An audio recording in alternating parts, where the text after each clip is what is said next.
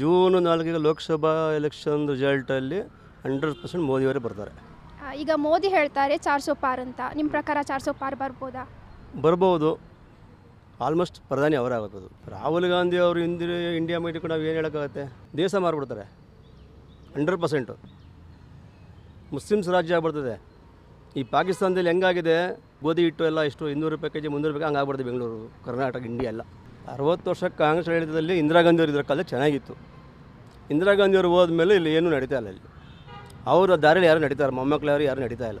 ಮೋದಿಯವರು ಬಂದಮೇಲೆ ಸ್ವಲ್ಪ ಚೆನ್ನಾಗಿದೆ. ಮೇಡಮ್, ನಾನೊಬ್ಬ ಟ್ಯಾಕ್ಸಿ ಚಾಲಕ. ನಮ್ಮ ಮಿಸ್ಸಸ್ ಹೋಗಿ 2,000 ರೂಪಾಯಿಗೆ ಅರ್ಜಿ ಹಾಕಿದ್ರು, ಇನ್ನೂರಿಗೆ ಬರಲೇ ಇಲ್ಲ. ಗ್ಯಾರಂಟಿ 2,000 ಬರಲಿಲ್ಲ, ಏನೂ ಇಲ್ಲ.